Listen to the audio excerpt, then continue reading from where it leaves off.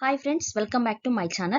In this video, we are going to discussing about NISM Series 10A Investment Advisor Chapter 2 Mock Test. First question, Mr. X invested in mutual funds at NAV of 12 rupees and redeemed at 17.5 at the end of 4 years. Then what is the compounded annual growth of rate? Option A 12.4, option B 45%, option C 9.89% and option D 7.29%. The correct answer is option C, 9.89%. Let's see the explanation of this solution.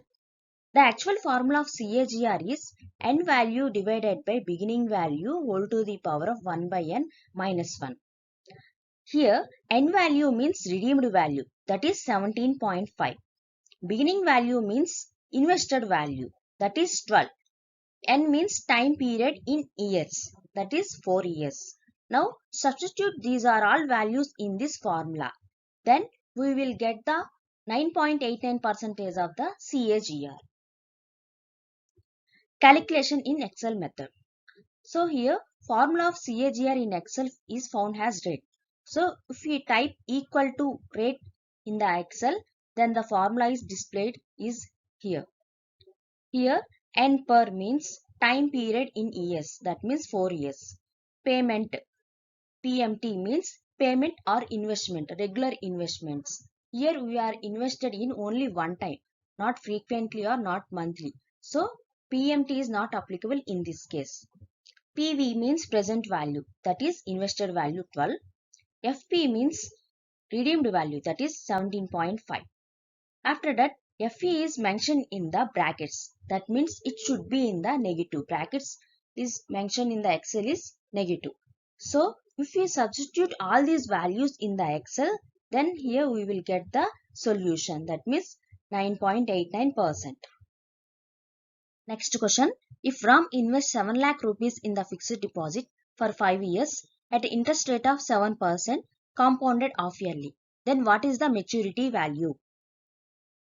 The correct answer is option B, 9,87,419.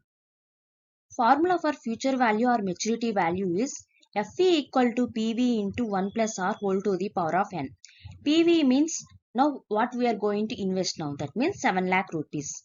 R means interest rate, that is 7%. N means 5 years. Now substitute all these values in the formula. 7 lakh into 1 plus 7% divided by 2 whole to the power of 5 into 2. Here we mention 2. Why? Means in the problem they mention compounded half yearly. So we have to rate of interest is divided by 2 and the number of years is multiplied by 2. So here we put 2. Similarly, for quarterly compounding, rate of interest is divided by 4, number of years is multiplied 4. Because the quarterly means 3 months. That means 3 into 4. So 12 months. That is 4. Again, for monthly compounding, rate of interest is divided by 12 and number of years is multiplied by 12. So, according to the problem, we have to change these values 2, 4 like this. So, finally, we got the value 9,87,419 rupees. Future value calculation in the Excel format. If we type equal to FE in the Excel, then the formula displays like this. Rate, N per PMT, we discussed earlier sites. Now substitute all these values in the formula. So 7% divided by 2, 5 into 2. Here we discussed earlier slide 2. Why we are put 2 here? Same conditions is applied in the Excel formula also. Comma 0. PMT no regular payments or regular investments. So 0. PV is in the brackets. So we are mentioned here minus 7 lakh rupees. Then the future value is 9,87,419. Mr. Raju wants to take a car worth 9 lakh rupees. He wants to take a loan of 6 lakh at the rate of interest is 9% and tenure is 7 years. Then what is the monthly EMI? The correct answer is option A, 9,653 rupees. Monthly EMI can be found in the Excel by using the PMT formula. So if we type equal to PMT in the Excel, then the formula is this. If we substitute all these values in the Excel, that is rate 9%, N per means time period 7 years minus 6 lakh. Why we are put here 6 lakh means 6 lakh is the present value of the future payments. So we mention here minus 6 lakh. And here extra 12.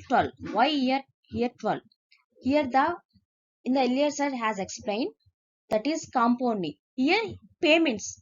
How we are going to payment more monthly. So 12 payments. So here we mention 9% divided by 12 and 7 into 12. So the monthly EMI is 9,653 rupees.